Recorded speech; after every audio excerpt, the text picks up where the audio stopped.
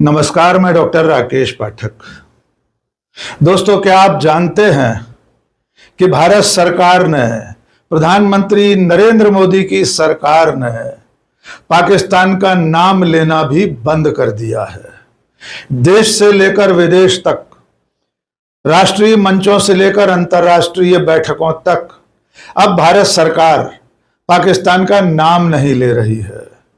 न जाने क्या वजह है कि पहलगाम जैसे आतंकवादी हमले के बाद और उसके बाद जो ऑपरेशन सिंदूर चलाया गया, इतनी बड़ी कामयाबी के बाद भी नरेंद्र मोदी की सरकार अंतर्राष्ट्रीय बैठकों में पाकिस्तान का नाम भी अपनी जुबान पर नहीं ला रही है। न जाने क्या वजह है कि तमाम आधिकारिक बैठकों से लेकर प्रधानमंत्री के अपने भाषणों में से पाकिस्तान शब्द गायब है। आइए आपको सिलसिलेवार दो बड़ी घटनाएं याद दिलाते हैं जिनसे यह साबित हो रहा है कि नरेंद्र मोदी की सरकार किसी अज्ञात भय के चलते, किसी अनजाने कारण के कारण पाकिस्तान का नाम लेने से बचने लगी है। एक संदेहास्पद चुप्पी पाकिस्तान के नाम को लेकर उभर रही है। पहली घटना हुई थी जो भारत से बाहर हुई, वो थी एससीओ की बैठक, यानी शंघाई सहयोग संगठन की बैठक। और उस बैठक में भारत सरकार ने पाकिस्तान का नाम नहीं लिया। चीन में हुई उस बैठक में भारत की तरफ से रक्षा मंत्री राजनाथ सिंह शामिल हुए थे। उन्होंने अपने भाषण में पहलगाम में आतंकवादी हमले का जिक्र किया, लेकिन तब भी पाकिस्तान का नाम नहीं लिया। और जब शंघाई सहयोग संगठन का संयुक्त बयान जारी हुआ, उसमें से पहलगाम की घटना और पाकिस्तान का नाम गायब था। आपको गोदी मीडिया ने यह बताया कि राजनाथ सिंह ने पेन खोला था, लेकिन उसमें पहलगाम का जिक्र न देखकर पेन बंद कर दिया और भारत ने शंघाई सहयोग संगठन के इस ज्वाइंट स्टेटमेंट पर दस्तखत नहीं किए। दरअसल में यह कोई बहादुरी नहीं थी, बल्कि यह भारत सरकार की, हमारी विदेश नीति की बड़ी नाकामयाबी थी। क्योंकि उसी बैठक में, शंघाई सहयोग संगठन की उसी बैठक में पाकिस्तान ने बलूचिस्तान का जिक्र और बलूचिस्तान में आतंकवादियों का उल्लेख भी करवा लिया, लेकिन हम न तो पहलगाम का जिक्र करवा सके और न पाकिस्तान का नाम ले सके। लेकिन अब उससे भी बड़ी घटना 1 जुलाई को हुई है। अमेरिका के वॉशिंगटन डीसी में क्वाड समिट हुई थी, यानी क्वाड देशों की बैठक। इसमें भारत, अमेरिका, जापान और ऑस्ट्रेलिया शामिल हुए। हमारी तरफ से हमारे विदेश मंत्री एस जयशंकर इस बैठक में मौजूद थे। विदेश मंत्री ने क्वाड की इस बैठक में आतंकवाद का जिक्र किया, पहलगाम का जिक्र किया। सब लोगों ने पहलगाम में हुई आतंकवादी घटना का उल्लेख करते हुए उसकी निंदा की। लेकिन क्वाड की इस बैठक का जो आधिकारिक वक्तव्य जारी हुआ, यहां तक कि भारत सरकार का जो वक्तव्य था, उसमें भी पाकिस्तान का नाम नहीं लिया गया। यह कौन सी विदेश नीति है कि देश पर इतना बड़ा आतंकवादी हमला करने वाले देश और उस देश के खिलाफ बड़ी सैन्य कार्रवाई और सफलता प्राप्त करने के बावजूद भारत सरकार पाकिस्तान का नाम नहीं ले रही है। यह कौन सी विदेश नीति है कि हम अंतर्राष्ट्रीय मंचों पर पाकिस्तान का उल्लेख नहीं कर पा रहे और इसके उलट पाकिस्तान एससीओ की बैठक में बलूचिस्तान का जिक्र करवा लेता है, जिसको लेकर उसका आरोप है कि बलूचिस्तान में जो आतंकवादी गतिविधियां चल रही हैं, उसके पीछे भारत का हाथ है। तो लगातार 2 बड़े अंतर्राष्ट्रीय समागमों में पाकिस्तान को लेकर भारत की चुप्पी ने बड़े सवाल खड़े कर दिए हैं। लोग सवाल पूछ रहे हैं कि आखिर क्या वजह है कि ऑपरेशन सिंदूर और उसमें मिली बड़ी कामयाबी के बावजूद हम जिस देश को शिकस्त दे चुके हैं, जिसे मुंह तोड़ जवाब दे चुके हैं, उसका नाम नहीं ले पा रहे। दोस्तों, आपको अच्छी तरह याद होगा कि पहलगाम में हुई आतंकवादी घटना के बाद पूरा देश पाकिस्तान के खिलाफ गुस्से से भरा हुआ था।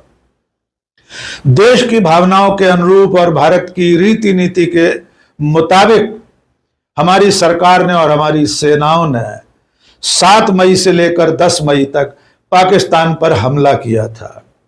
उसमें और उसके अंदर मौजूद आतंकवादी ठिकानों को नेस्तनाबूद कर दिया गया था। लेकिन अचानक अमेरिका के राष्ट्रपति डोनाल्ड ट्रंप ने 10 मई की शाम को सीज फायर का एक तरफा ऐलान कर दिया।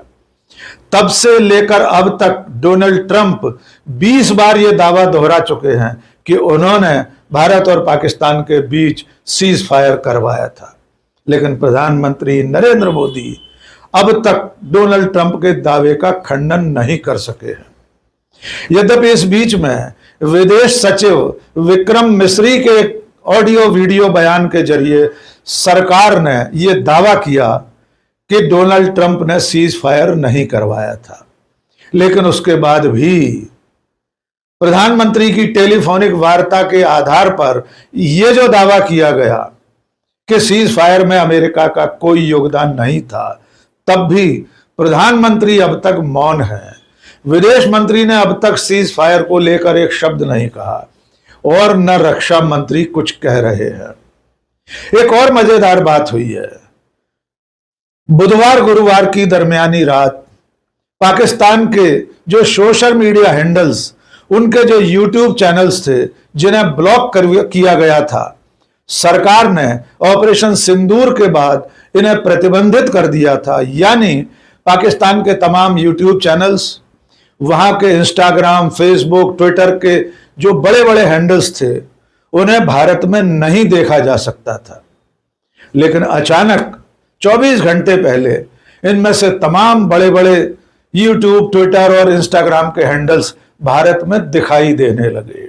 शाहिद आफरीदी, शोएब अख्तर, हानिया आमिर, फवाद खान और दानिश तैमूर जैसे चर्चित लोग जो अलग अलग क्षेत्रों के जाने माने नाम हैं, सिनेमा, क्रिकेट और फिल्म जगत के, इन सब के हैंडल्स अचानक भारत में दिखाई देने लगे।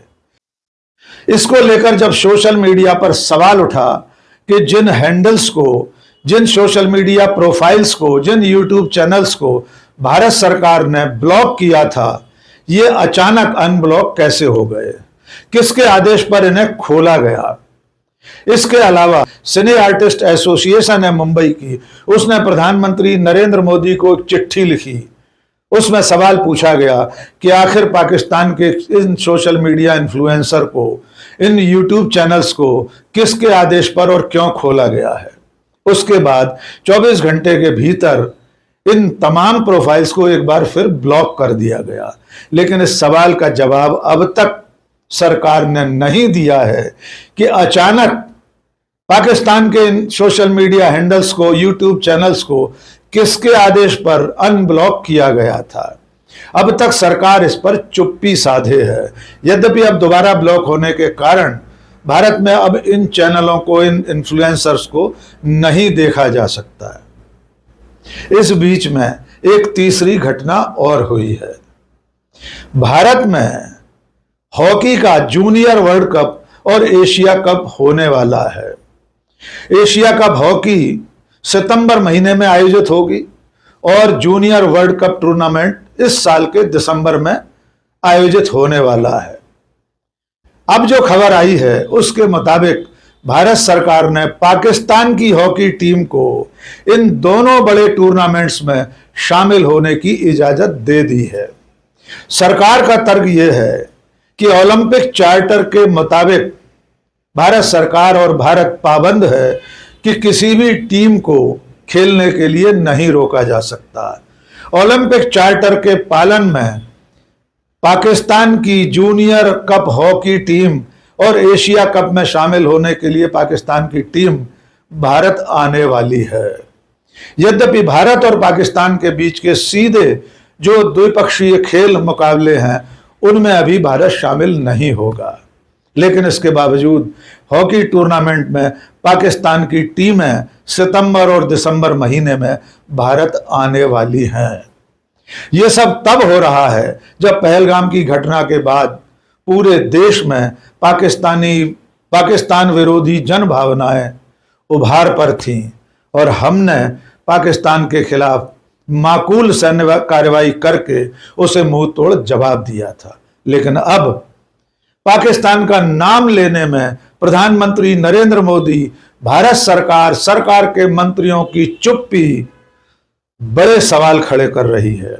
और चलते चलते आप ये भी याद कर लीजिए कि गलवान घाटी में चीनी अतिक्रमण के बाद से प्रधानमंत्री नरेंद्र मोदी ने पिछले 5 साल में चीन शब्द का भी उच्चारण नहीं किया है। और अब सीज फायर के डोनाल्ड ट्रंप के ऐलान के बाद से नरेंद्र मोदी पाकिस्तान का नाम लेना भी भूल गए हैं। हमारी सरकार राष्ट्रीय मंचों से लेकर अंतर्राष्ट्रीय बैठकों में पाकिस्तान का नाम नहीं ले रही है और दूसरी तरफ पाकिस्तान पूरी दुनिया में अपना दर्जा बढ़ाता जा रहा है। आप भूले नहीं होंगे कि पाकिस्तान को संयुक्त राष्ट्र की सुरक्षा परिषद की अस्थायी समिति का अध्यक्ष मनोनीत किया गया है। भले वो रोस्टर से 1 महीने के लिए अध्यक्ष बना है, लेकिन पहलगाम के बाद के हालात में उसका इस जिम्मेदारी को संभालना एक महत्वपूर्ण घटना है। इसके अलावा पाकिस्तान संयुक्त राष्ट्र संघ की सुरक्षा परिषद की 2 महत्वपूर्ण कमेटियों में भी पदाधिकारी बन बैठा है। एक कमेटी है संयुक्त राष्ट्र सुरक्षा परिषद की आतंकवाद विरोधी समिति, इसमें पाकिस्तान उपाध्यक्ष बना है। और एक कमेटी है तालिबान प्रतिबंध समिति, उसका अध्यक्ष बना है पाकिस्तान। और सबसे बड़ी बात यह कि पाकिस्तान के field marshal general Aamir Munir को डोनाल्ड ट्रंप व्हाइट हाउस में बुलाकर न्योता खिला रहे हैं, दावत खिला रहे हैं। और जो सबसे ताजा खबर आई है वो ये है कि विदेश मंत्री एस जयशंकर जिस वक्त क्वाड की बैठक में शामिल होने के लिए वॉशिंगटन डीसी में थे, तब उन्होंने डोनाल्ड ट्रंप से मिलने का प्रयास किया था, लेकिन व्हाइट हाउस ने हमारे विदेश मंत्री एस जयशंकर से मिलने का वक्त नहीं दिया। तो कुल मिलाकर हम दुनिया में विदेश नीति के मोर्चे पर एक ऐसे दोराहे पर खड़े हैं जहां पाकिस्तान लगातार बढ़त बनाए हुए है और हम पिछड़ते जा रहे हैं। यहां तक कि पाकिस्तान का नाम तक लेने में हमारा हलक सूख रहा है। आज के इस वीडियो में बस इतना ही। बहुत बहुत शुक्रिया। जय हिंद।